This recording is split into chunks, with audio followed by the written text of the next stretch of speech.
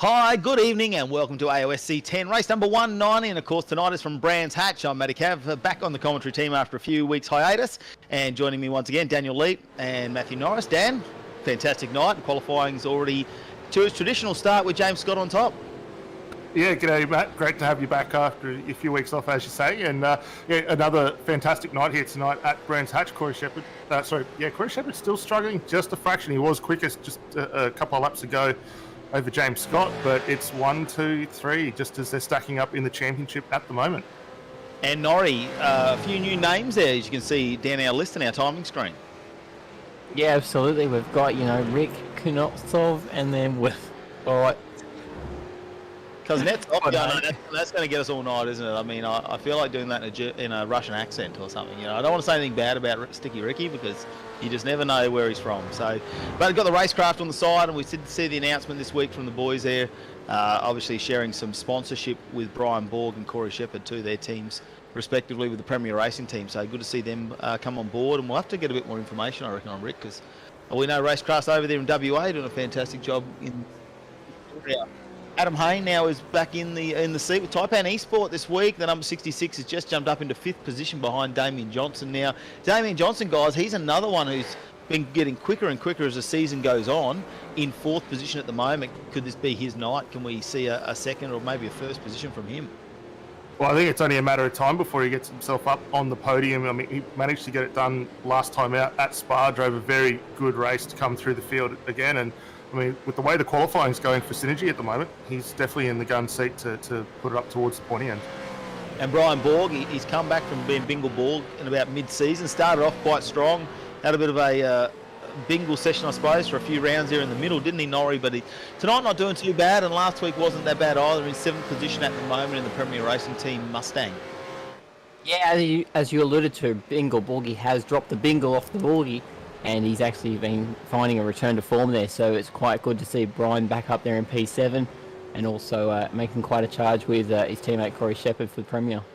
Yeah, you see Rob Bowden there in 8th position, the Tanked SRT team. That's a nice position from him so far in qualifying. Remember that we've still got just under 5 minutes left to go in qualifying. Sean Lindsell in 9th, Todd Hayne in 10th, Aaron Dodd back in 11th, Sebastian Flock 12th, Kenneth Ladder in 13th, Stephen Varga 14th, Wade Sheedy 15th, Christian Smart 16th, Jamie Dyke 17th, and Michael Whiting 18th. Greg Sharp in 19th and Nicholas Timors in 20th. Still some names down there. Jaden Borg's in 23rd at the moment now. He came out really strong at the start of qualifying. We've seen him up the top there for about a lap, I reckon, is where we saw it. We look at James Scott there. Oh, look at the purple sectors he just did on that lap, man. That is incredible that he has just gone and taken another, what's that, 800ths off his time. So he's just super impressive at the moment, James Scott, and dominating once again with the win. Something goes wrong for James Scott in a race, guys, yet somehow he seems to make it back to the front. Yeah, he's very good with the racecraft and the overall strategy, and as we sort of touched on last week with myself, he's found something really well in this car. We saw him get a very dominant lead after the safety car, the pit stops that went through at Spa last week, and he started to really extend his way through. So they've got a good setup going on board the Altus car at the moment. It's really starting to show with how they are. I think the big one we need to keep an eye on when qualifying does cycle through, because he hasn't set a lap, and we know he was one of the leading overtakers through the last few rounds of the championship. Michael Taliancic yet to set a lap in qualifying. And I was looking for him in the timing screen earlier, wasn't I, guys? Before we went live to air, I was saying, where is Mickey T? Has he done enough overtaking this season that he can sit out? But no, he's back. He wasn't here last week, though. So looks like he might. I see he's still sitting there in the pits, though. It'd be interesting to see whether he just wants a challenge, wants to start off the back of the pack. Because Netsov, though, is a new name in the series here as we go around the racecraft car. We go back to Geordie Cine in the Synergy. Well, that's not good. The camera curse. The Synergy Sim Racing entry there as the Mustang goes head on in the Wally reset. With just over 2.5 minutes left in this qualifying session. James Scott, though, he's got a reasonable little bit of time off his sleeve, I suppose. Corey Shepherd's actually improved on his time too by 700th of a second. So they're not too far apart. As you can see, there are nearly 2/10. Just under 2/10 is what he needs to find to catch up to James Scott. And we're trying to put as many laps together in the Mr. Antenna Mustang as possible. Dyson in that familiar 3rd spot, and looks like he might flash up on our screen in a second, because I think he's going to get out there and try and put a lap together. Let's just stay on board with Corey Shepherd for a second and see how he goes in this one. Looking for some sector times here, but He gets the purple sector 5, which is quite interesting as he's going to have to overtake this last car. He's coming around. Just waiting to see what the Mr. Antenna Mustang can make this week. Second position, he's going to start alongside James Scott. Very familiar position for him. What we need to see is, can he hold out James Scott for the entire race? Only a 150-kilometre race to do it in. He doesn't have a co-driver. It's all down to Corey. We've shown the maturity he's got behind the wheel for such a young man already this season. So be interesting to see if tonight he's got nothing to lose in the championship at the moment. I mean, he's fairly... Look, if he finish, as long as he stays in front of Andrew Dyson, he's pretty comfortable in that second position at the moment, I think, Dan. So does he have a crack at James Scott this week and just go for it and risk it? I mean, we've still got one more round to catch up if something does go awry. Well, that's it. I mean, we've got 2 rounds left in the championship. Obviously, Brands Hatch tonight, Bathurst in a couple of weeks' time for the last of our Enduros to wrap out the season. So Corey's still got a chance to maybe lose second if he's not careful with how he's going. We've already seen how tightly compressed the field from second down through fourth is at the moment, and there's only a couple of positions that come into it. And if you do get a bad race with the 2 rounds left to go, you're really in a tough spot. And of the times that we've been here in the past, and we've only been here 4 times previously in AOSC, the last man to win it was James Scott, who, surprise, surprise, as we're still seeing on the titling scoring, is still out front. And I think last week, like you say, it was over 10 seconds he's finished. No safety car, so wasn't a factor in that race either. Not a chance. And I've got to look at that, I suppose, in one way it's so impressive that he wins by over 10 seconds, but in another strategy, we've seen him dominate by 10 seconds before a safety car, and the safety car's actually bunched up the field. So maybe the rest of the field actually improving in that sense, because to have no safety cars and only be, a bit over 10 seconds in front at the end, maybe, the rest of the field are starting to catch up to James Scott. Well, yes and no, but I had a bit of a chat with him after the race, a few days after the race had sort of concluded, just to get an idea of how the car was working. And he was saying there was definitely more left in it, and he kind of rolled back to that sort of conservative margin. And as we saw as the race concluded, he was still taking time out of the guys behind him, only marginally, but just saving the car, because when you've got that much of a lead, while you can go 10 tenths every lap, it increases the risk of there being an oversight and having an error. And he just managed that gap quite nicely. And we have seen that in previous races, haven't we, where we've overmanaged. He's been airborne. He's done all sorts of things that he always manages to make it back out. Checking our conditions out there on track at the moment, you can see come up on our screen. A slight wind there, 10 kilometres an hour. Only 31% humidity at the moment. Partly cloudy and 24 degrees on track. So conditions reasonably good for the drivers out there, and it'll be interesting to see how they go with setup. Being a 150-kilometre race, Norrie, tyres not really going to be a problem in this one, and your prediction is, somewhere between lap 20 and 30, I do believe that they'll probably come in this 40-lap race. Yeah, smack bang in the middle of that one, Matty. It's going to be lap 26, I reckon, or beyond, that they'll start pitting. And tyres shouldn't be too much of a drama. We did see quite a hot practice session before, so that might throw a spanner in the works. But it looks like it's a nice cool 24 degrees out on circuit at the moment, so these guys will be happy as Larry in these conditions. Well, there you go. And that's going to be very interesting if they can hold out a bit past that 26 lap mark, because 10 laps left, fresh tyres on. It's going to be interesting because everyone's going to be able to take a dive if there's an overtaking opportunity. They're really going to be able to push for those few laps. So that's impressive. As James Scott still has a lap to finish here. Qualifying session is run and done at the moment. James Scott gets the opportunity to finish his lap. He's on. Doesn't really matter. He's already number 1 up there at a best lap of 1:23.14. So, 1:38 as you can see up on your screen. So he's only 2 thousandths off that. But, still number 1. Looks like he's probably not pushing too hard on this one. Maybe just getting a little bit of race pace there. Maybe a few changes in the car, and just making sure he's happy with this one, because he's going to have to hold out Corey Shep, Andrew Dyson, who's 2nd and 3rd, Damian Johnson, who's been super impressive in the back half of this season as well, and a newcomer, Rick Kuznetsov, in position 5 now. Let's see what he brings to racing, because we haven't really seen him race this season so far, so it'll be interesting to see how much experience he does have when it comes to racing. So let's check him out now. Race number 190, of course. We are here at Brands Hatch tonight, and James Scott leading us off the front row with Corey Shepherd alongside him. Andrew Dyson in 3rd in the 2nd row with Damian Johnson on the inside. Rick Kuznetsov in 5th with Adam Hayne alongside. Back in the 4th row, Brian Borg and Sean Lindsell. The 10th row will be Rob Bowden with Christian Smart alongside. Ton Hayde and Kenneth Latter will be in the 6th row tonight here. Of course, Brands Hatch is going to be an interesting little circuit as we get around. Back in the 14th row, Aaron Dodd and Wade Sheedy. Stephen Varga and Sebastian Flock in 15 and 16 back in row 8. Then we go to Jamie Dyke and Nathan Moore, row 9. Michael White and Greg Sharp in row 10. Jaden Borg and Henry King in row 11. Matty Mascord and Nick Timors in row 12. Marty Hansen and Craig Ansbach in row 13, 25-26. Ashley Davis and Aaron Gilbert back in row number 14. And then we go to Chris Barnes and Harry Dodds in the 15th row. David Coleman and Jack Anderson in the 16th row. Johnny Rowe and Jordan Sinney in row number 17 there. Michael Talianchich did get a lap in, but he's all the way back in 35 with Brett Loxton alongside back in row 18. And Timothy Febben and Adam Gardner. They're our race control cars at the back, of course. They'll be making sure everything goes on. And coming out, if we do need a safe, just waiting for James Scott to join us here. As you can see, Corey Shepherd eager to get things underway there in the back. Our couple of new cars that you haven't seen before, that purple racecraft car, as Damian Johnson joins us in the server as well. In the Premier Racing team. Let's see how he goes tonight. A new name here to AOSC, and fantastic you join us in the back half of this season. We'll have to see how this start goes, though, for James Scott, because Corey Shepherd, he's been pretty good on the starts, but, you know, James Scott is the ultimate professional, Dan.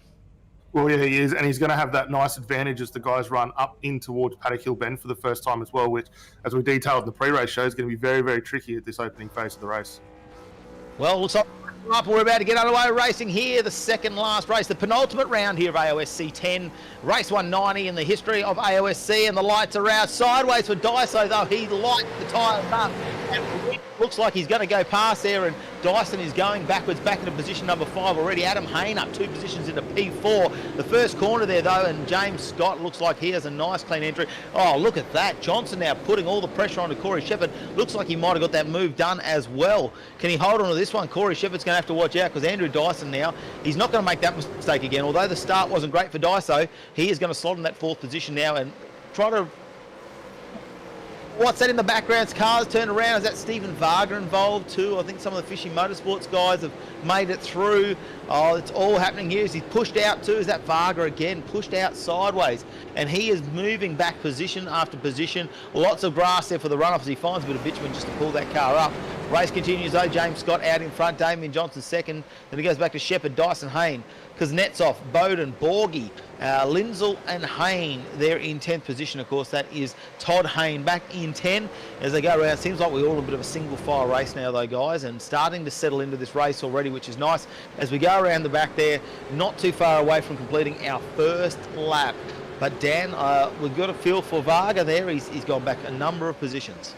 Yeah, we didn't see what happened. Hopefully we'll get a chance to have a look at the replay there. But it all started down into Paddock Hill Bend, or Graham Hill Bend, sorry, as everyone's trying to work their way down. He gets straightened up and comes back through, and there's a little bit of contact later on where he gets run off wide down into Surtees there and just runs it out off the ground, comes back into line. We did see a couple of other cars involved in that. We didn't see who that was. Might have been Nicholas Timor's involved in that. I think Marty Hansen as well, 2 very slow cars just cycling in at the back of the field as it all unfolded.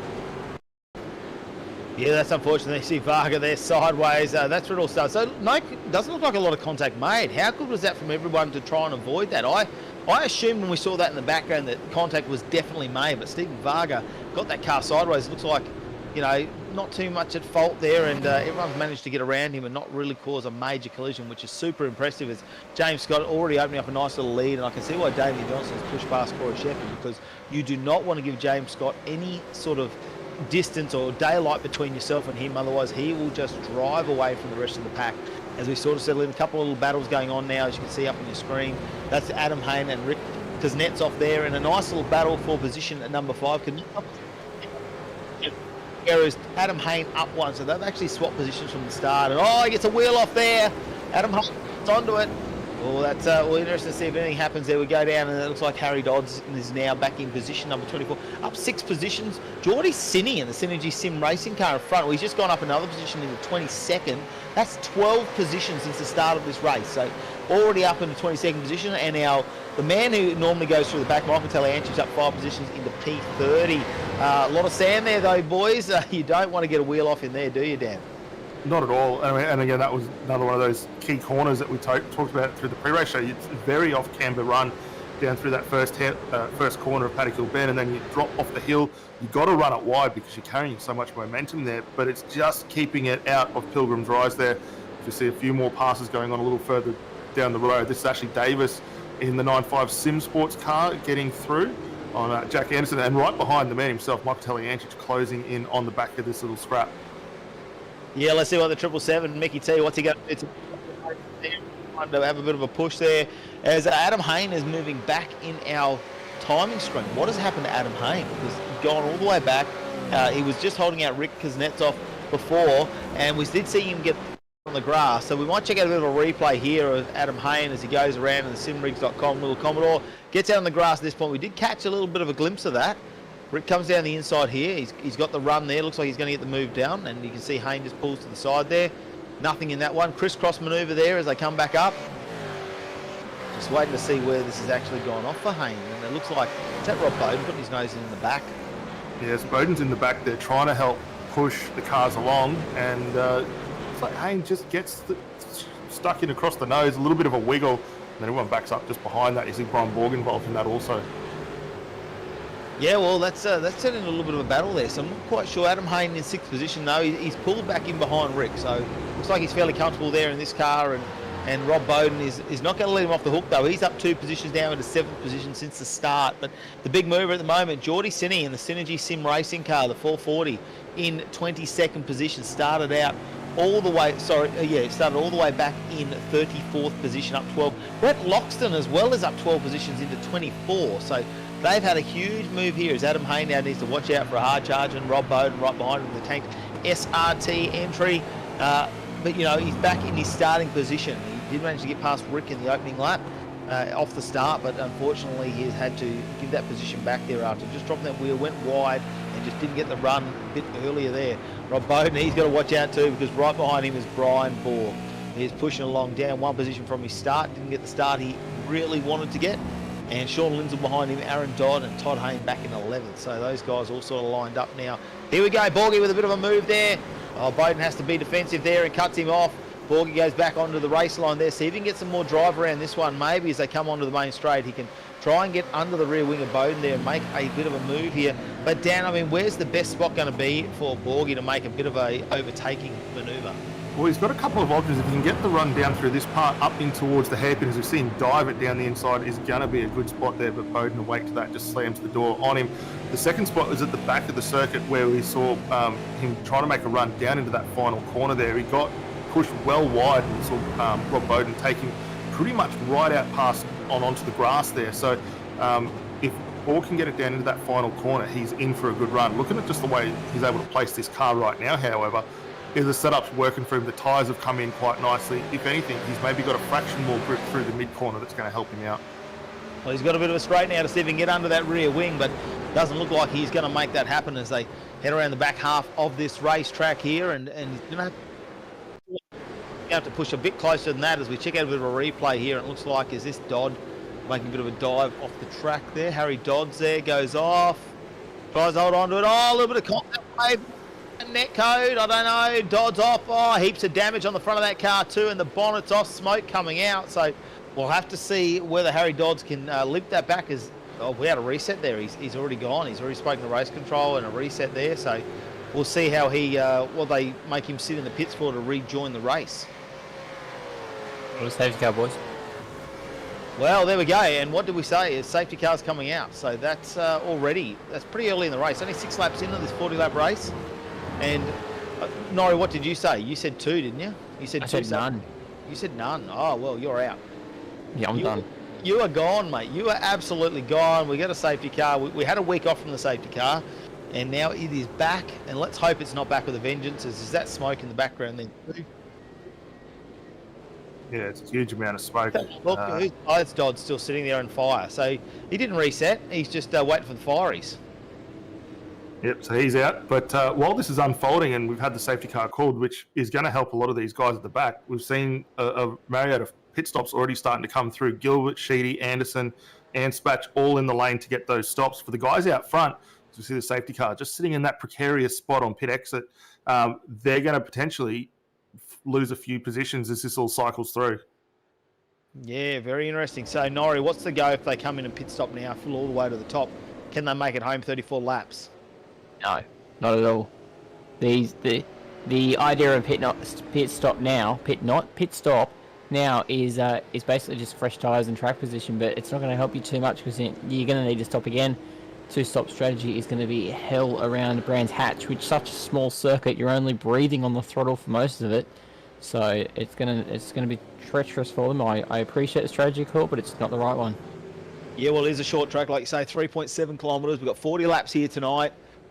Doing the sums there, what are we saying? About just over 3 litres per lap is probably what we're going to get, about 26 laps to a tank.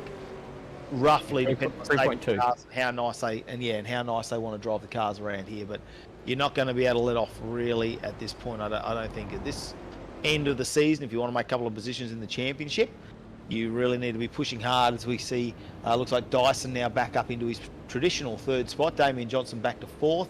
So Dyson will be happy about that, to get that after that start where he just spun the wheels, just with massive amounts of wheel spin when he took off. So obviously not too happy about that one. We have a look at our series standings at the moment. James Scott with that dominant lead over Corey Shepherd, Andrew Dyson, Adam Briggs and Damian Johnson. So I'm actually trying to say, have we seen Briggsy tonight? I don't remember calling his name. No, not having a run tonight. So that's not good for Briggsy, who's sitting 4th in the championship. Damian, there, it's a good opportunity for him to try and close up that little bit of a gap that Briggsy has over him, and I do believe we're hearing Briggsy might actually be doing some actual, it's not virtual racing, he might have some actual racing on this weekend, so some commitment, which is unfortunately. So Damian Johnson, though, good opportunity for him to push up into 4th, and you know, get a good jump over Daiso. That'll help him in that as well, because there's still an opportunity mathematically there for Damian Johnson to get 3rd on the podium, although Dyson would have to have an absolute shot. Looks like the lights are out on the safety car, and we will get back underway racing this following lap as they come around the back half there. Only a few corners before we get this race back underway, and our safety car will lead away shortly, but it does look like the lights are out in the safety car as he's driving away.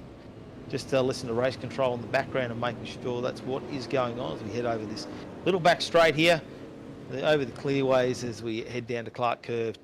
I think he's just forgot to flash the lights there, maybe. Assumption was that the safety car probably was going to pull in on this lap and James Scott would lead us away. No, we're going to get another lap under safety car conditions, so it's just the lights there that have flashed away. So another opportunity for him to let the tyres cool down a bit, guys, and save a little bit of fuel, as Dodd seems to be in the pits at the back. And Norrie, what's your prediction here? I mean, if you're James Scott out in the front, do you use the fuel saving here to push on a bit further? Well, you could definitely push 3 or 4 laps extra into the stint and take it right out to lap 30, 31. But James will probably run a bit more conservative than that. We might see Corey or Andrew run a bit more risque, for lack of a better term, but they will definitely have to run a bold strategy to try and beat Scott on track. Passing seems pretty limited here at Brands Hatch Raceway. Well, I'm just having a look at Michael Taliancic. He's done 7 positions already, which he's not the biggest mover of the night. Brett Loxton up 10. Geordie Sinney is up 16 positions into 18th. He's actually in the 20 now.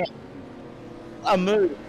But what I wanted to go back to Michael Taliancic and talk about was 7 positions, but in true Mickey T form, he has pit stopped and he has fresh tyres, which means he's on for the super sprint. That's what he's going to do. Yeah, it's interesting that, and we've had quite a few guys come through the lane. So from 22nd down, so Dave Coleman, Gilbert, Sheedy, King, Loxton, all those guys in the lane, just trying to work their way through. And I think this will actually really come into their benefit a little bit later on. Obviously, they can go very, very steady here, save the tyres and get underway. The big thing we didn't touch on, and thank you too to Jordan, who's keeping an eye on this, even though he's not having a race at the moment, and we didn't touch on it, is what happened to Damian Johnston. He was in 2nd place earlier on. He's now down in 4th position, with Shepherd and Dyson moving up into 2nd and 3rd respectively. Yeah, and like you say, I noticed he'd moved down the field, but you're right, he was up in 2nd, so obviously something he's had a little bit of a mishap there. And we've seen him with so many cars, haven't we, down where they just push out wide on the grass, they lose the drive, the traction there, and it gives the opportunity for the cars behind. And I can tell you now, if Corey Shepherd's pushing through, Andrew Dyson's only, millimetres behind him, you're not going to be able to get in between those two. Yes. Well, safety car is in, and it's going to be a tough one to see how these guys then get on with the restart. Will we see one of the moves from them as Corey Shepherd and Dyson all over the back of James Scott here? Well, he's been the super starter when it comes to restarts after the safety car, James Scott, and no surprise there he takes off just after the apex of that one, and Corey Shepherd has to be super defensive. So once again, James Scott let off the hook because Corey Shepherd's doing everything he can to stay defensive and hold out Andrew Dyson. And look at him go there. Corey Shepherd goes out wide. Johnson goes out wide. Who's that in the background? Is that, I'm just having a look in the background. I see a few things. Sean Lindsell, I think, went really wide as well. They managed to keep it on the track, but something could go wrong here in the restart. You know, it's like almost like a restart of the race there as everyone pushing through, going too wide through the first couple of corners here.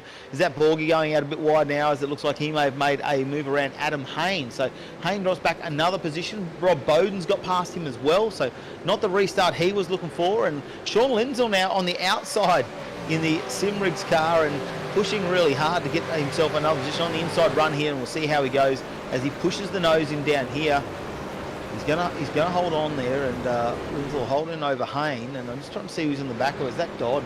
Aaron Dodd now in the 9.5 entry, but there we go, back to the Jinx Shifters car. Sebastian Flock there on the outside, and last week some great photography coming out of Bauer Media and Sideways Photography. That car in the air, which is unfortunate. It's not what we wanted to see, but yeah, unfortunately, it's good to see how the sponsors getting a bit of a play there, of course, up there as we go back to Sebastian Flock, sorry, and that's in the Mustang, Mr. Flock.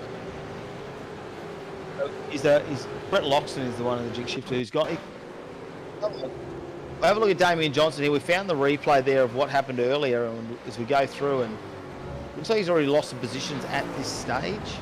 Yeah, so he's just ahead at the moment. He runs it wide up onto the gravel, onto the dirt there. So fortunate just to keep it in a straight line, but has to settle in behind Corey Shepherd and Andrew Dyson. So very fortunate for those two to get through. A little unlucky there for Damian, just not getting the turn that he needed in that high-speed corner. He's sitting now up 18 positions into P16. He is on a huge move. With Varga there, you can see back in 17. Cine is now in front in that pink Mustang. That is a huge 18 positions. He just wants to go there and take on, obviously, Mickey T for the most amount of overtakes in a race, in a single race. And he's going to push to do that in a 150, which is pretty impressive considering we saw Michael Talianchis do it in some of the 300-kilometre races, which you'd expect the extra laps, you can make it happen. But to be doing that in a 150k race, let's see if he can hold on to 18 positions for Geordie Cine. That's super impressive as we head back to Moore now. Nathan Moore in the Premier Racing Team entry in 12th position. He's up 6 positions at the moment. Bit of a brake lock up there. Looks like Sean Lindsell might have been up in front. Oh, no. What happened to Christian Smart? He just got a wheel wide down in Sterling's, and that's going to drop him 2 spots there. And Jamie Dyke's going to go around the outside. Wow, that 150-kilometre race, and you cannot hold back in this one. We are 11 laps in, so we're over a quarter way through the race. We've already had 1 safety car. We only bet on, I don't think you bet on 2, did you, Dan? It was 1, wasn't it? No, just a single for me. I think you might have been, I went 1 or 2. I went half, or I said, can I go somewhere in the middle between you and Norrie? And you said no. I said, I'll go 1, which is what I did. I went 1, but I wouldn't be surprised with the way the guys are racing here, whether we will see a second one, because there could be some incidents here with everyone just trying to push their way through the pack. Is that Michael Talianchis now, the 777? Where is he? 26. P26 now already, and he was right up from memory back in 35th position. So 9 positions for him, but he's on fresh tyres. Brett Loxton's up 12 positions, just in front of him a couple. In position 24.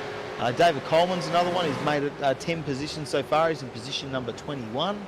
So there's lots of people. Chris Barnes in the Tank SRT entry in position 19. He's up 10 positions. So many of them pushing through. And I could talk about Geordie Cine once again. He's still 18 positions, the 440 car, and looks like he's catching up to others. Stephen Varga, they put a bit of pressure under the back wing as he's sideways now, Cine. And Varga's going to put the nose in there. Now let's see how it goes in this one. There's a lot of Varga's going to get that move made. Maybe Cine's just holding him up a little bit at the moment, because Stephen Varga in the United Sim Sports car, we've seen him go off the track very, very early. So it's actually quite impressive that he's all the way back up to P17 already, because he went back of the pack as under a bit of pressure now from Matty Mascord there, and Mascord's on the inside line here. Can he make it stick? He's definitely got enough of the car down there in the background. We can see Chris Barnes with a wheel. With a wheel, Barnes goes through. You're right, Dan. He got a wheel right off there, didn't he?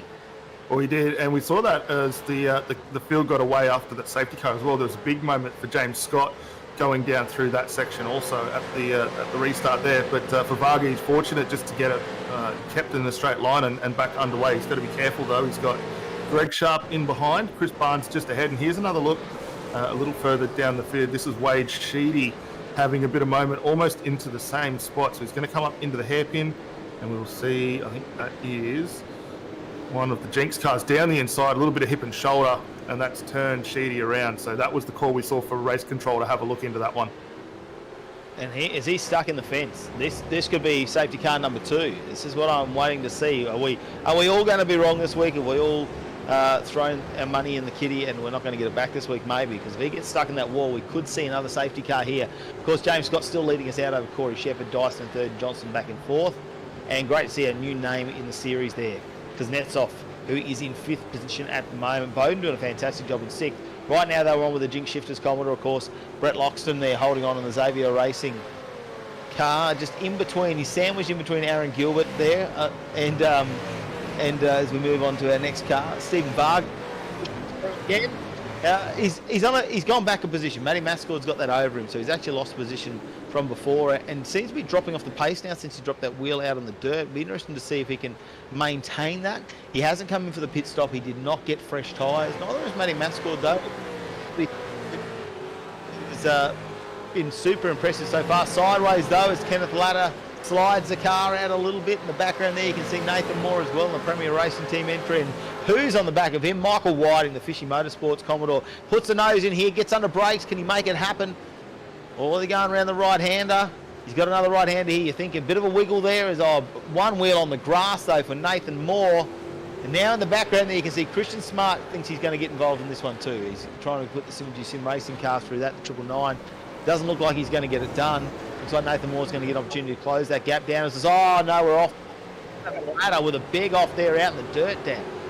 Yeah, unfortunately he was able to save that one and keep it ahead. He will fall back into the clutches of this lot, so we'll keep an eye on that. Also, Wade Sheedy has managed to get that Premier Racing car dislodged out of the fence, back underway, so we're not expecting a safety car at this point in time as the field continues on their way. However, it looks like Sheedy might have just had another little incident in that back section. He's going to drop down now.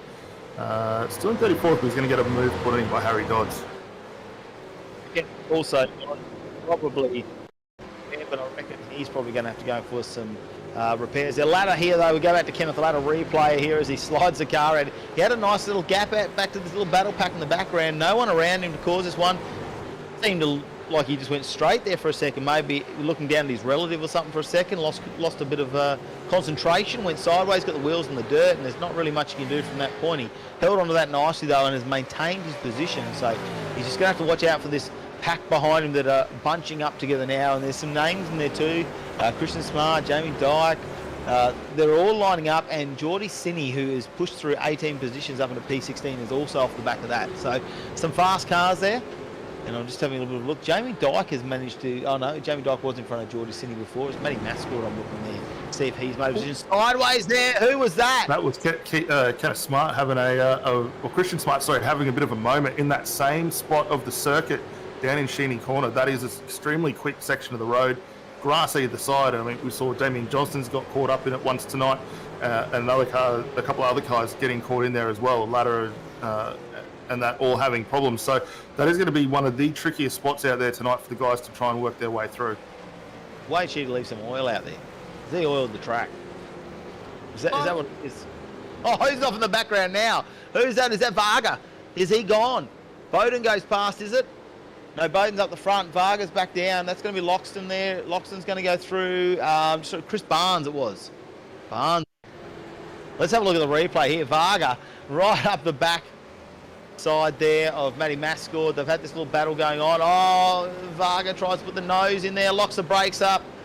Wow, just goes wide out on the sand and manages to keep it off the tyres. The wing doesn't even grab a tyre barrier, rejoins the race there.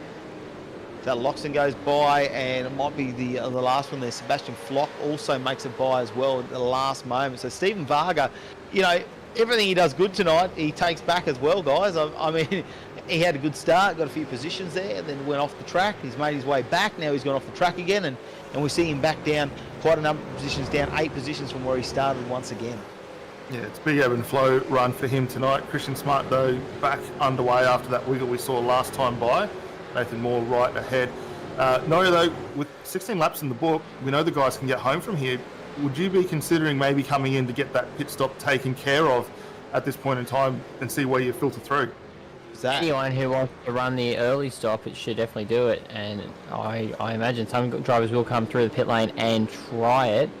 I don't think it'll be James Scott, though. James looks like he's pretty comfortable out there and just cruising along and minding his own business. You've got a couple of pits now. I do believe Moore's pulled in, and did I see... I'm just trying to see there's Varga in the pits as well, maybe? Yeah, both of those two in the lane. There you go. So, like you say, guys, that's probably a good undercutting strategy, especially from Varga, who's had that ebbs and flows tonight and not really trying to get out of the traffic, I suppose, and maybe when everyone comes in the pit, he'll jump a number of positions a little bit later. And I think for those guys further down that are caught in these battles, good opportunity for them to take that risk, whereas, like you say, Norrie, James Scott out in front has a big lead over the rest of the field. He's not stressed at the moment, very comfortable out in front over Corey Shepherd. You know, you're going to stick to the traditional strategy which you've planned out from the start of this race. The only thing that could change that is if you see a safety car, I reckon, after about lap 20. Yeah, and I don't think we're going to see that, because every time I'm seeing James Scott pass, he's just, you know, his line is perfect and he's maintaining every piece of the racetrack. He won't need to deviate from the plan. Like you say, he's made it and he's set and he's done. Some of our contenders further back down the field, though, definitely have the option. If they need to pit, they should pit, because it gives them an opportunity to pick up the track speed and possibly make some positions back on the overcut. You know, Rob Bowden here, like an opportunity maybe for Brian Borg. You know, he's stuck in this little battle now here with Rob Bowden, and Rob is going to have the elbows out, and Borg, knows exactly what he's doing, because Borgie would be doing the same if he was in front. You know, probably a good opportunity for someone like Borgie maybe in his position. Do you take a bit of a risk at this point? We know he's come back in the championship now. He's in 6th position. He probably wants to get in that top 5 come the end. It is a risk, but does Borgie do it now? Take a little bit of an undercut. Don't stay in this battle where he's holding you up. Get the clean air, do the pit stop now and make it all the way home, or does he hold on for a few more laps? Well, ideally Borgie would, because he's got Rob Bowden, Rick Knetzoff and Damian Johnson up ahead of him. They're not really in his way for the championship, so he needs to. Yeah, that's right. I think Borgie could take a bit of... And it might not be that he's got to come in on this lap. He could come in on maybe lap 22 or 23, just 3 or 4 laps. Try and get some clean air there, because he's definitely closing the gap down to Rob Bowden there. So definitely has a little bit of pace, but does he have enough to get the overtake manoeuvre done? Here we go. Looks like he might have a bit of a go down the main straight here. Can he make this happen? The Brabham straight, he goes down the inside and gets it done. Made that look easy, actually. I take it back. Maybe I'll talk ill of Brian Borg more often, because he just seems to give him a bit of luck there as he keeps the wheels off the sand there and manages to get the car around. And Rob Bowden gave that position up relatively easily in that time. Well, he did, and from one tanked SRT car to another, here's Greg Sharp trying to get down the inside there of Chris Barnes. Brett Loxton also in the back looking to make a move, and will he go the long way around here down in the hairpin? He's trying all sorts of different lines here, but this is going to put him up nicely on the inside as the guys work their way down, and 2 into 3 does not work. No, they were trying to chop the paper there, and unfortunately, you know, the car in the middle there, the tanked SRT car just copying a little bit of Barnesy, just copying a little bit of damage on the front of that car as Loxton then a few positions as well, and Sharp held on to that one, and like you say, pushing very hard. But you can see the damage on the car now, so hopefully that hasn't affected the steering too much from those guys, as you can see a lot of the front bar being pushed in on that, which could affect some of the aerodynamics. I don't think it will hold him up too much, but might make him a little bit timid to try that move for a couple of laps as he just settles back into the car and gets back into the rhythm as we head back down to Michael Whiting now in the Fishy Motorsports car. And Fishy by name, Fishy by nature, just a bit of a squiggle back there as he seems to try and hold on to this one now. He's got Kenneth Ladder in front, who's once again has had a bit of a up and down run. Hasn't been as bad as Stephen Varga. There we go. Well, how's the late entry? Who's Christian that? Smart. Wow. I'm not sure if he's going to get a speeding in pit lane penalty out of that one, but that was tight. Do you think he's just trying to stay on the same pit strategy, though, of the guys in front of him? Like, he's seen Kenneth Ladder come in, he's sort of Michael Whiting, and, you know, he doesn't want to stay out of their cycle. No, if those are the guys you're racing on track, that's definitely the guys you want to race in the pit lane because they will be ultimately your components will see. Oh, if he doesn't get a penalty for that, he'll definitely get a bad whack across the front of the car because that looked like a hit. Yeah, I mean, Christian Smart, that was definitely not a planned entry in a pit. That was what are they? Are they pitting? I better go with you. Sorry, guys, I'm here for the party. There's someone called Last Beers. In they went to the pit, so we'll see how that goes. That could get lane from what we are hearing from Racing. We are waiting to see what the penalty will be, but we do believe he has copped a penalty for that one and will have to stay in pit lane for a little bit longer now, unfortunately for him. Brett Loxton up 20 position though in the Zuba Racing entry, P6.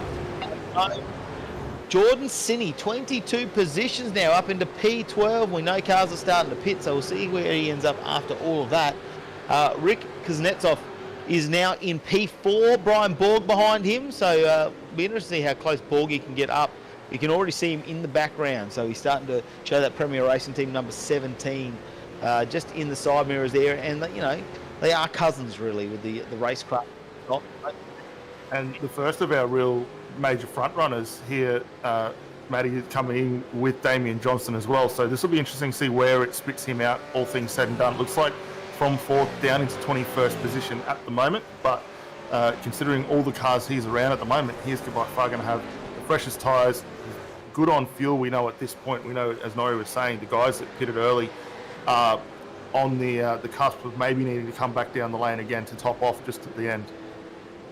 Well, I think you're right. For those guys there, it's probably not as big a risk. And Damian Johnson's super fast. He's back in position 21. And it's only going to take a safety car at this point, you know, for him, an unscheduled safety car that could put him right up the front. Everyone goes in the pits, all of a sudden he could find himself already a couple of positions up, and you know, he wants to get on that number 1 on the podium in season number 10. I mean, who doesn't? But I mean, he's been super close. He's been fast at the end of the season. He's currently sitting 5th in the championship points and leading the Synergy Sim Racing guys at the moment.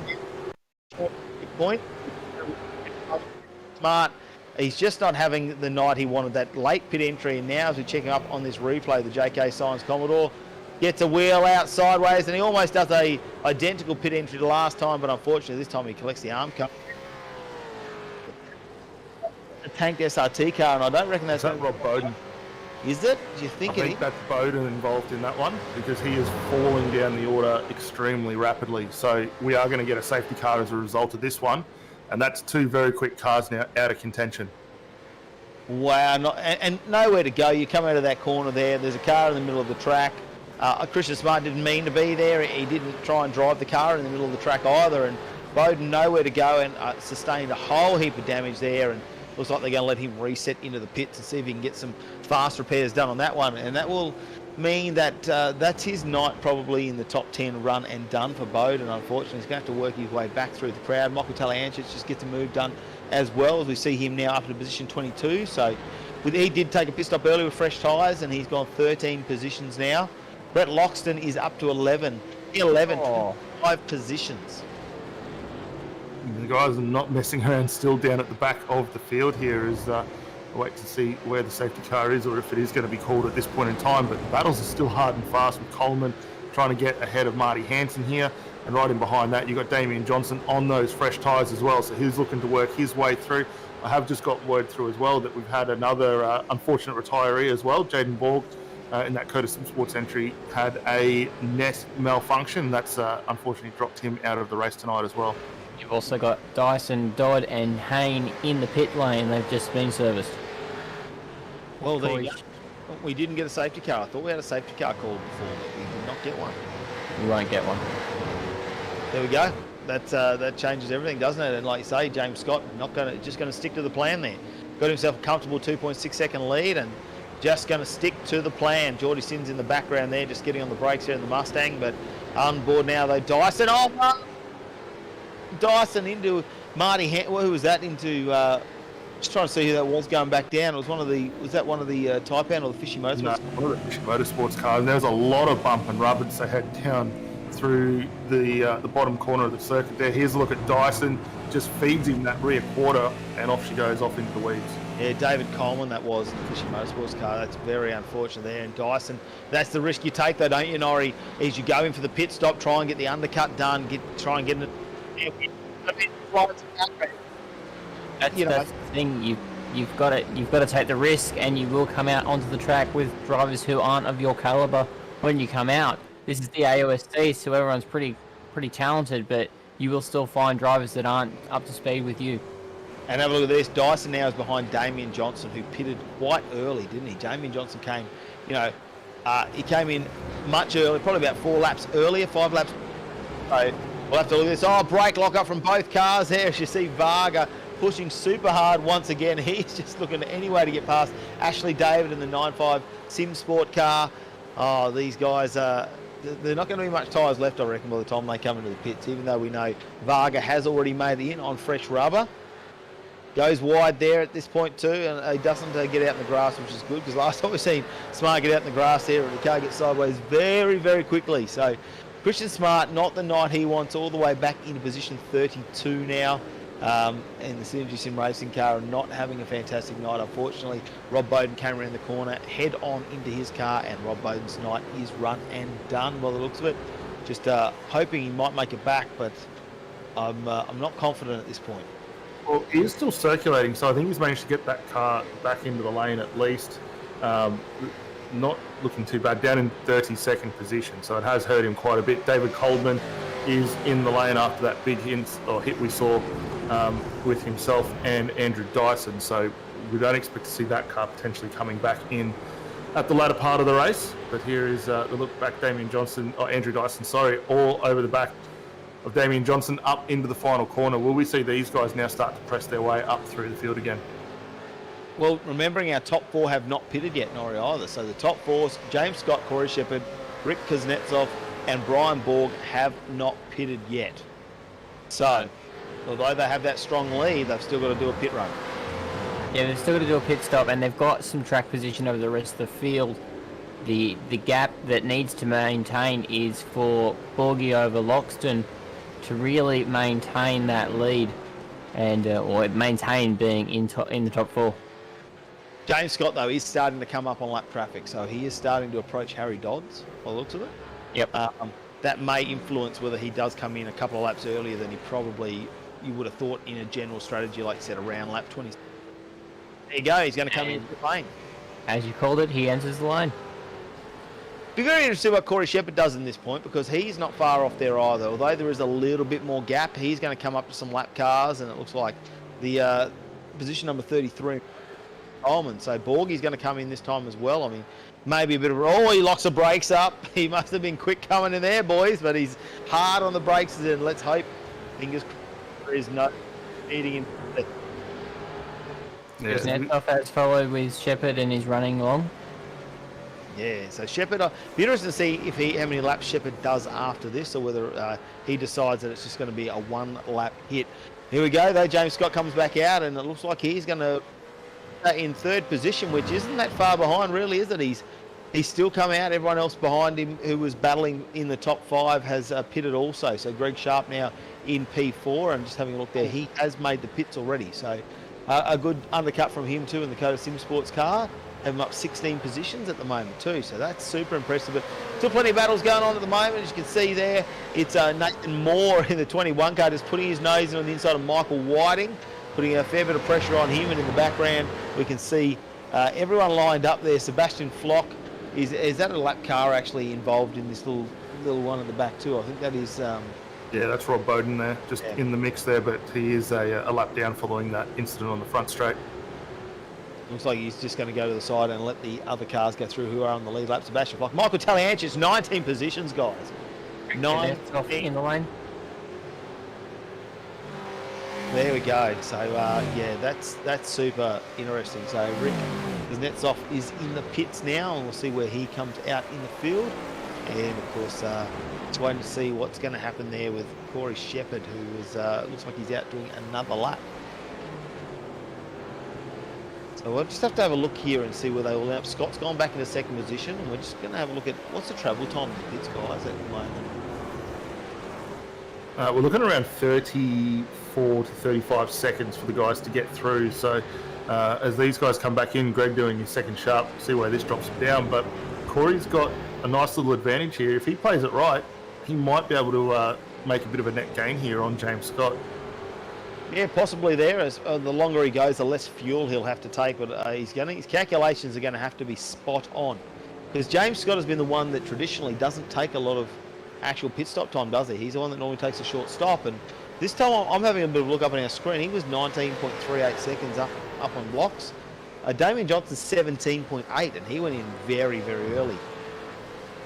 Well, there's a 5-lap difference between those guys. So when you consider, James is taking a further 2 seconds, did he make a little bit of a bobble coming into the pit stop there? Because traditionally, when you take 5 extra laps on it, you would expect a little bit less fuel going into the car to finish out the race. Yeah, that's exactly right. So that's where you get the gain there, but the tyres are going to be starting to wear already. See, Steve Vargo's got himself back into a little bit of a position there, in position number 19. So top 20 once again for him. Let's hope the yo-yo can stay moving up instead of going back down again. This time, though, it goes back to Ashley Davis, then Chris Barnes, the Tank SRT entry.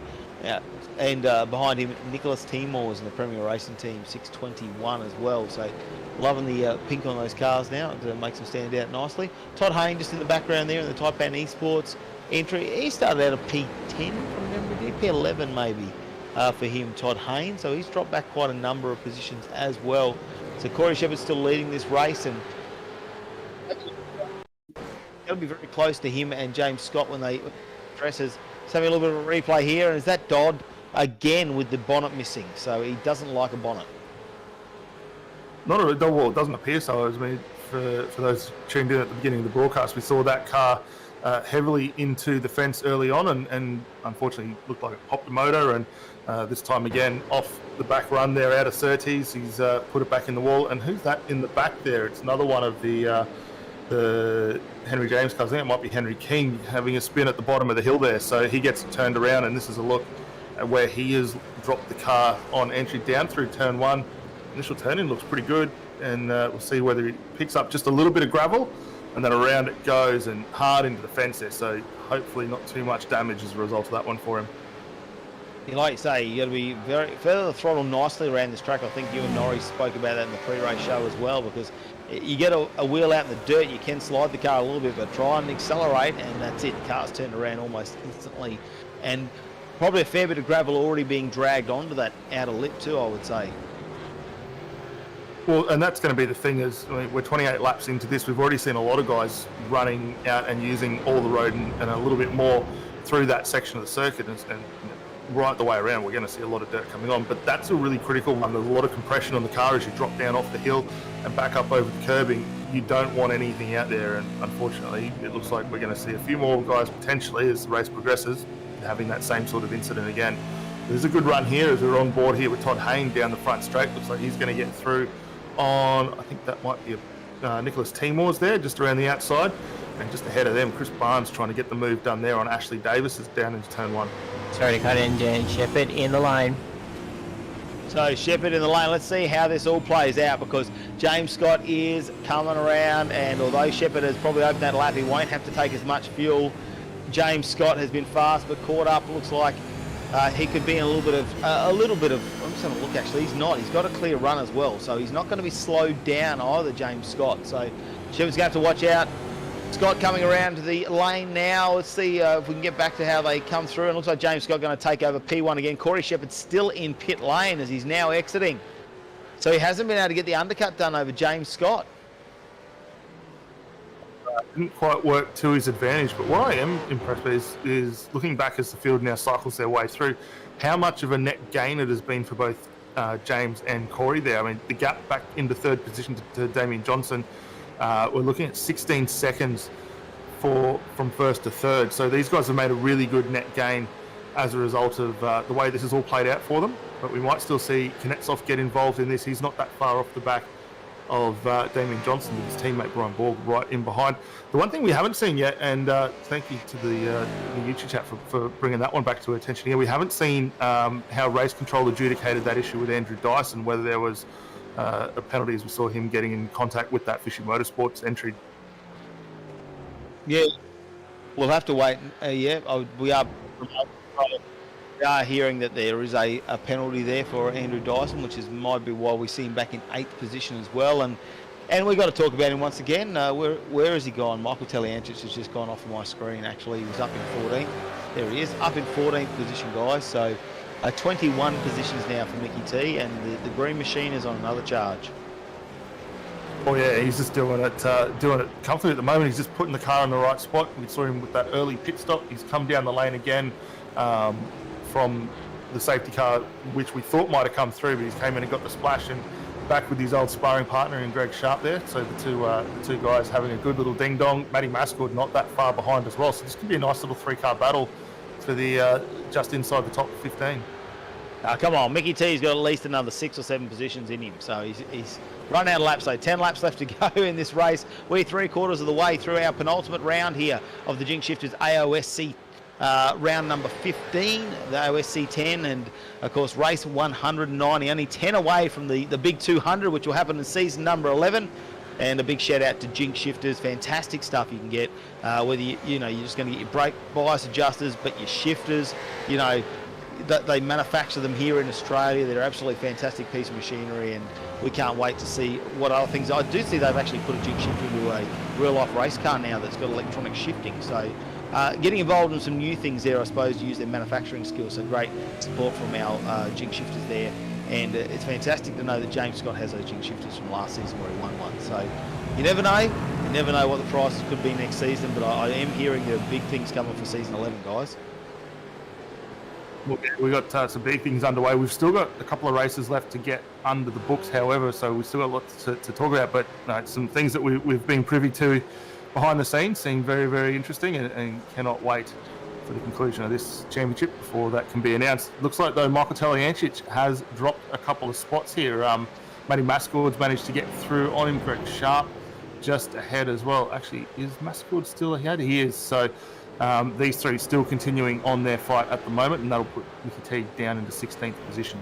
Only 19 positions this week, Mick. I'm not impressed unless you're doing at least 20 positions a week. That's just, it's a minimum. It's a minimum requirement for me to be impressed, all right? So you got to get those positions back. Greg Sharp, they'll be happy to get that one back over, and Matty Mascord following through. But James Scott still in the lead here over Corey Shepherd, 4 seconds. So Shepherd closing that gap down a little bit. But once again, like you say, last week, James Scott just sitting in the car quite comfortably, just doing what he had to do to maintain the pace. And still very quick. There's a bit of a break like up from Michael Taliancic in the background here in the little battle for P14 with Greg Sharp just out in front. So Taliancic's back in 16th and just seems to be staying with the pace here at the moment. Now we see Mascord try to make a bit of a move there on the outside. Not going to work there with this big left-hander, though, as they head around. Going to have to head down this little back straight here. Pilgrim's Drop will be coming up, and then we're going to head off to the Hawthorne Bend. Come down the hill there, gets under brakes. No move here to be made. He's not close enough to make that move at this point there as we head down another right-hander. We're going to go through a number of right-handers here. So if we see him take a dive, I don't think he's going to get a chance at this point. Probably not the great position to do it here. Comes over there, fair bit of curb there though obviously from Greg Sharp. They're using everything he can now. A tight left-hander here, 90-degree. Now he's got to run. Can he make it happen here, Matty Mascott? I don't think he's close enough to get under that rear wing and really get that draft. And looks like Greg Sharp is going to hold on to it for this lap as they come around to complete it. These guys are definitely run and done and ready to take on the final 8 laps in this one. Lap 32 is completed now in the round 15, the penultimate round here of season 10 of the Jinx Shifters AOSC. And Corey Shepherd obviously just trying to chase down James Scott. It's dropped by 0.4 of a second though while we've been watching these guys have a battle. So Shepherd is super fast, but how much is James Scott coasting? Like that's the point. Nori, are you able to look at James Scott there and just find out, is he coasting in this one, do you think? Or do you think genuinely Shepherd has the pace? I think James might be doing the slightest bit of coasting, but I'm not seeing too much lifting into any corners. Yes, it's very interesting there. Shepherd came in a number of laps later, so he's got 4 laps later that he did come in. So the tyres are very fresh there, and I know James Scott will be just making sure his tyres last to the end of the race, just in case he has to get into a little bit of a dogfight at the end. But you can see here, though, we get on board with Henry King and the Henry James Racing Mustang. Right We behind have him. got, we have got a car stationary down at the bottom of turn 1 there, although it actually looks to be back underway. I think that was Ashley Davis, apologies. So he has got the car going. I thought that might have potentially been a late safety car coming about, so we'll have a look at this one. But just on your point with James, he was working his way through some lap traffic as well, hence why the ebb and flow of the pit stops, or also the transit time between those guys. Wow, the impact there. That was huge impact from Ashley David. And the front of the car is gone. He backs it into the wall just for good measure. Make sure he gets rid of the rear wing. Because if you're going to have damage, make sure you got no aero at all. We don't want any aero on the car down. Get the balance. The last thing you want to do is have plenty of rear traction, no front. So, bit of a brake lock up there in the background there. That might have been Aaron Dodd, I think. And everyone's pushing it out onto that sand. You just see him get sideways. It's that Christian Smart again. Yep. He's having a night to forget, isn't he, really, Christian Smart? He's definitely in for a bit. Another one just sliding the car out in the background, and yeah, party mark. Hardy, that's what's happening. Matty Mascord now, something's happened to him as well, because Michael Talianchich has got a position back over him, and now Greg Sharp's got a bit of breathing room. He can have a bit of a breath, I reckon, as we check out the replay here. Matty Mascord, he was obviously up in position number 15 as he goes round. I think that's a slowdown penalty for him there, because he gifted that very, very easy. Well, yeah, it has to be. He hasn't done that on purpose for sure. So that is a slow down penalty for him, unfortunately. So Michael Talianchich, you're back on my radar, mate. 20 position up. So check out a bit of a replays here as we see what's going on between these two. It's been a big night. Is that? Looks like some net code there with Marty. Was that Henry King having a flash in and out right at the worst possible time there for Craig Anspach, and both of them running wide as a result. Christian Smart having to slow a huge amount to let those guys cycle their way back into the field as well. So that could get an eye of race control also for the re-entry onto circuit. Nothing you can do about a bit of net code, can you? You just causes all sorts of issues for you and the car behind you. As we get on board now, Chris Barnes now over with Nicholas Timor's just in front in the Racecraft Premier Racing Team Commodore, and he'll be looking to see if Barnes can make that up into P20. Of course, Nicholas will be trying to hold him out at the moment. As we still see up the top James Scott there, and that lead is dwindling over Shepherd, who's got it almost down to 3 seconds flat. That was out to 5 seconds when he re-entered the race there on lap 28 it was when he came back out of the pits. So he's been working hard on that, Corey Shepherd, to see if he can try and close that down, and I'm sure James Scott will start to see a glimpse of him in the mirrors when he gets down some of the straights here. Damian Johnson in third, of course, and Rick Kuznetsov in fourth position. Brian Borg now in fifth, so a little bit of a nice little showing for him, up a couple of positions at the moment. Then we go back to P6, and that'll be Adam Hayne. Dyson back in that 7th position after a bit of a drive-through penalty. Contact a little bit early with one of the Fishy Motorsports cars, so that is why you see him where he is at the moment. And I do believe that was just going through, and it was, I'm just trying to remember who it was he actually made contact. It was one of the Fishy Motorsports guys though, and unfortunately for him, that gave him a little bit of a drive. It was David Coleman who he came in contact with to get the traffic there after a bit of an early pit stop. Let's run through though as we watch our leaders come through. Of course, this is James Scott. Corey Shepherd isn't that far behind him, but we do only have 4 laps left in this race. So as they come around to complete this one, lap 36 is what they're on. So they'll have. And then third position, well, let's have a cup of tea and a coffee and a biscuit. And there we go. Damian Johnson comes through. Rick Kuznetsov in fourth position. Brian Borg. That's not Borgie. Borg. Number back. There we go. Borgie's got to be coming around this pack somewhere. Don't tell me he's... Well, there we go. Hayne, Dyson comes through now. Lindsell can't be too... There's Dykes there as well. Whiting, Flock and Moore now go through. Here we go. Greg Talianchich scored. He is back there. But Varga must be too far away. Is he? Here we go. This will be Varga, the yo-yo. Can we get a livery with him, some yo-yos for next week? And Falls apart. This is the little battle going in for P19 at the moment. Nicholas Timos, bit of a break lock up there for Barnesy. So Chris Barnes will unfortunately lose that little bit of gain that he's made there under the rear wing and have to fight back for that one. But nice little battle here going on for position number. And we've got the lights on the car as the night continues to work its way through, and that's a nice little addition. The one thing we really need to keep an eye on, and it's going to come right into contention as the guys work their way through, James Scott, Corey Shepherd are right in the midst of lap traffic, trying to navigate their way through at the moment. Scott working on the back of Brett Loxton. Just ahead is Todd Haynes. Meanwhile, Corey Shepherd is closing in on the back of Aaron Dodd. So those guys have got to be very, very cautious not to trip over anyone as they continue to fight for this lead. Yeah, and that'll be interesting to watch that little gap between them as they start to battle through this pack. I mean, you know, most drivers will be watching their relative and will be letting the lead drivers go through, as it looks like in the background there. Car pulling over there for Corey Shepherd there. So that looks like that might be Aaron Dodd just making way there for Corey Shepherd to go. Christian Smart's had another moment too. He's in the fence. Jack Anderson is in the fence. Apologies, Christian. Yeah, you're right, Jack. Well, there you go. Whoever does the repairs on the Armco around here has a busy job tomorrow. That's all I'm saying. They've got a lot of work to do.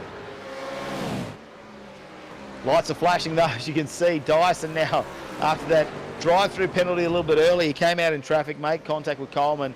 He had to do a drive-through penalty. He served that now. He's pushing hard to make his way back through. And I tell you what, Adam Haynes not going to make it easy for him. He's fought his way back into 6th position. That's where he started in the race. Andrew Dyson started out of 3rd, so nowhere near where he wants to be, and trying to maintain that 3rd position in the championship now as Corey Shepherd has a 120 point lead over him. And he's holding, I'm just having a look up here, he's holding 300 well, no, it's a bit more than that actually. It's going to be a 470 point lead over Damian Johnson now. Damian Johnson is there goes Dyson, a little bit of contact, and he's turned it around on the front straight and caught another one of the Simrigs cars for good measure. Who was that? Anderson, was it? Is that Anderson who's come through and collected him? And that's 2 wounded cars now on the Simrigs.com cars as well. So, you know, great for the sponsors there, Simrigs.com. Johnny Rowe. A number of Rowe is second car involved. Oh, Johnny Rowe. Oh, let's check out the replay here. Dyson comes around. Oh, he's doing everything he can. He's all over the back of the car of Adam Hayne. Car slight. Is any contact? He's just gone too wide. Missed. Big punt there too. So Simrigs got another mention. The black smoke comes out there, and that's 2 cars that may be in for some serious repairs in this race. Are they both back in pit lane now? It looks like Dyson is. So a shocking night for him. He won't be happy about that one. That's really going to hurt him when it comes to the championship points, and gives Damian Johnson that glimpse of hope. The very glimpse. Can he catch him with only 1 round left after this penultimate round? Obviously, Damian Johnson in 3rd and set for another bronze medallion there on the podium there behind Corey Shepherd. You wouldn't think he's going to catch him there with Shepherd being a full 15 seconds in front. That's a huge gap there, but never say never really when it comes to racing, do you? We've seen so many guys just drop wheel, starts to put a bit of pressure.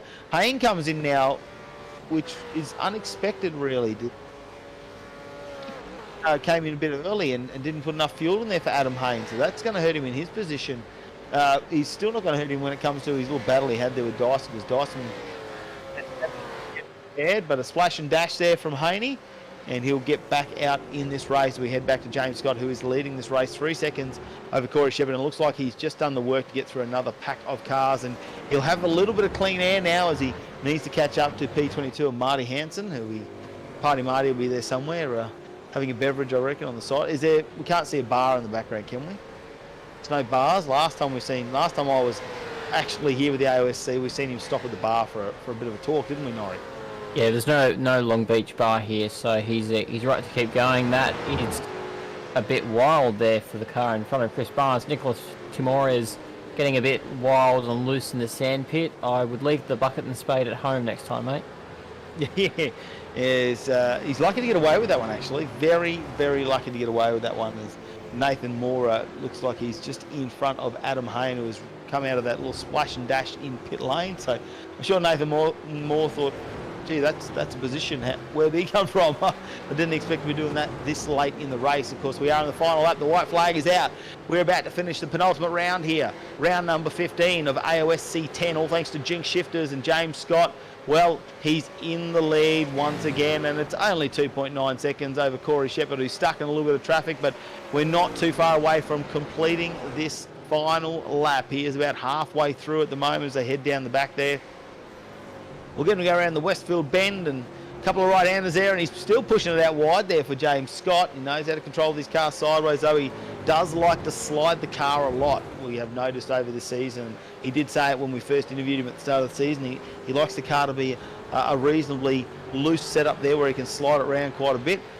Corey Shepherd in second, Damian Johnson in third, Rick Kuznetsov in fourth, and Brian Borg finish out your top five. But it's to come around and complete it here and gets himself another win.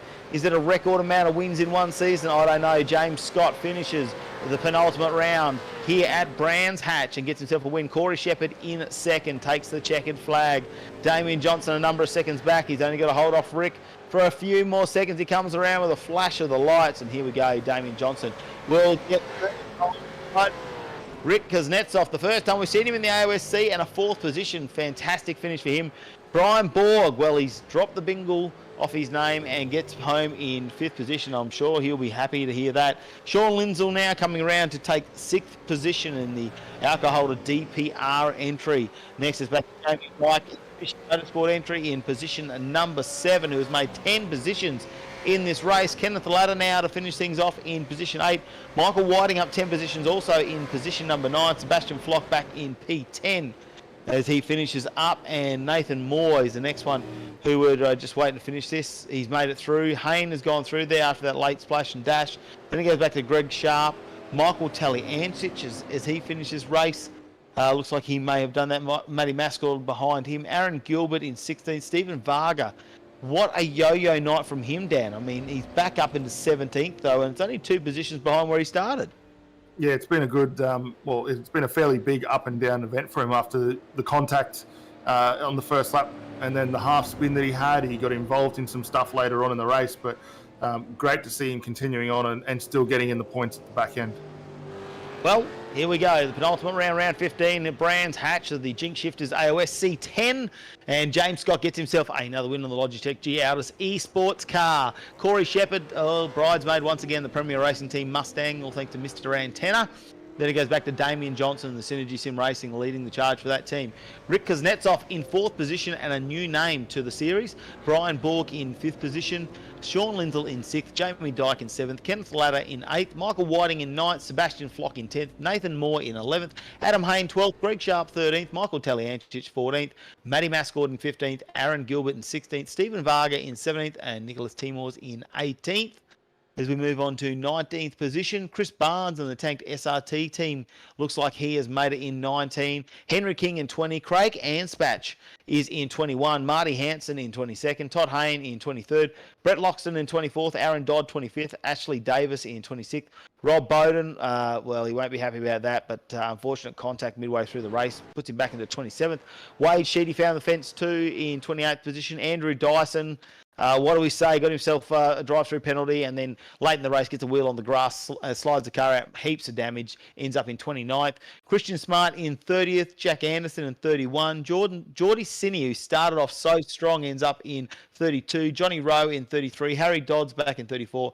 Dave Coleman 35. Jaden Borg retired early in 36th. And the Coast Sim Sports guys, I'm sure Jaden Borg, you can attest to this, Dan, that probably not the night he wanted. No, a little bit disappointed after the net issues, after what was a good run early on. I mean, we saw him get through that half spin that Varga had and was on for a good charge of points. So bitterly disappointed, but still got one more race where they can come back and get a few more. Well, it's time to grab our podium winners into our chat here, and back and joining us in the commentary box for another round is James Scott. Mate, congratulations, and another strong win here at Brands Hatch after your Season 8 win here. Thanks, guys. Yeah, it's a bit of a weird track, this one. I didn't know how I was going to go here. I know that Corey especially has been pretty fast here, so I knew it was going to be a good race. But yeah, lucky enough I was able to get a good start and sort of control the race from there.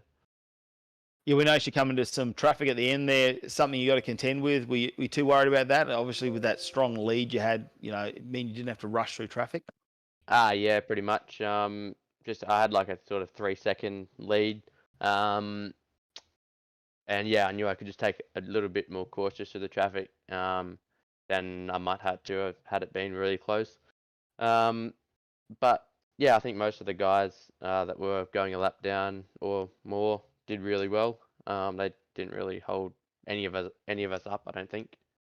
Well, a flawless night tonight. We didn't see you make any uncharacteristic errors and have to fight back through the field. It's pretty straightforward. It's run and done from P1 in qualifying. But we'll move on to next week. Big endurance once again. Who's going to be your partner? Do you know yet? I wish I knew the answer. That I don't know. I have to send out a few messages.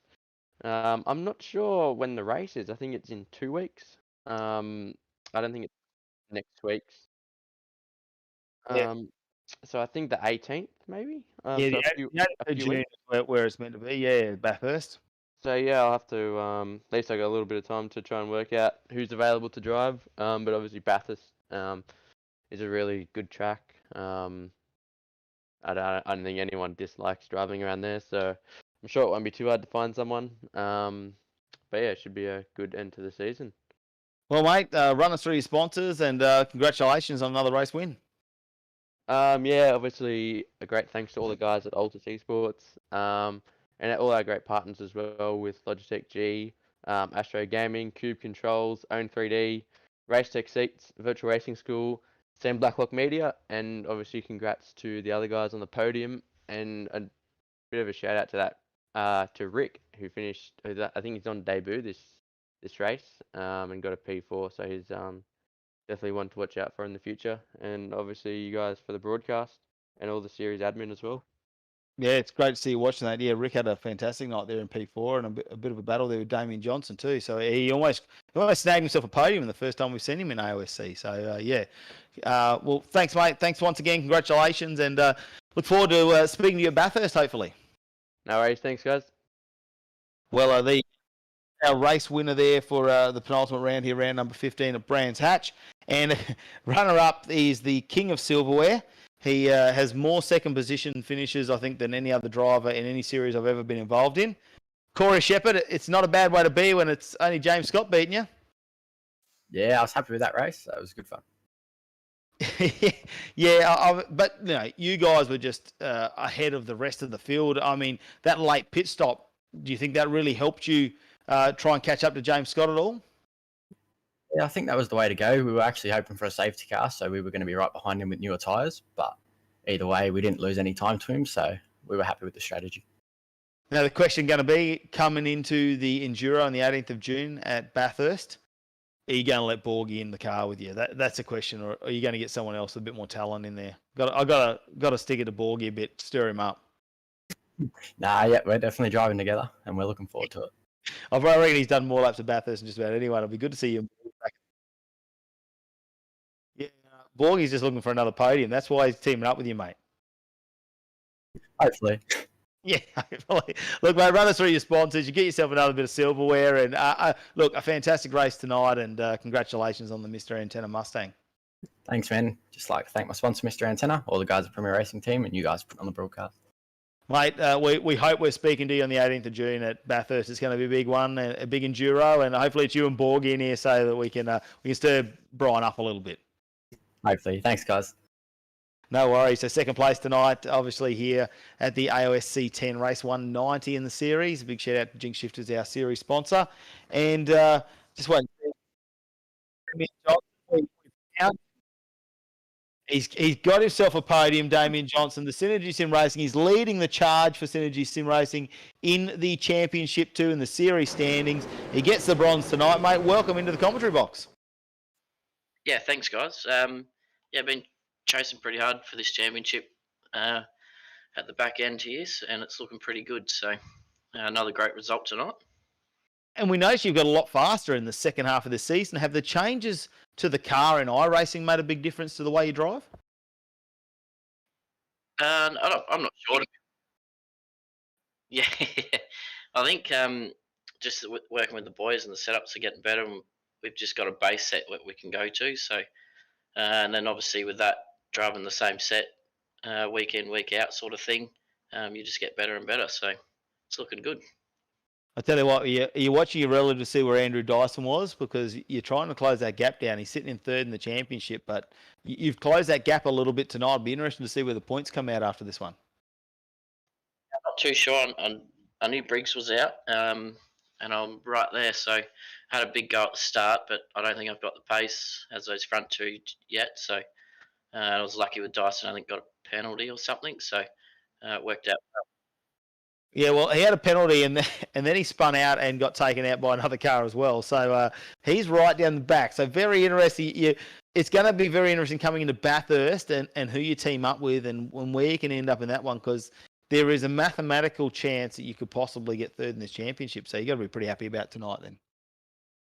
Yeah, that's it. Just keep collecting points and keep it safe.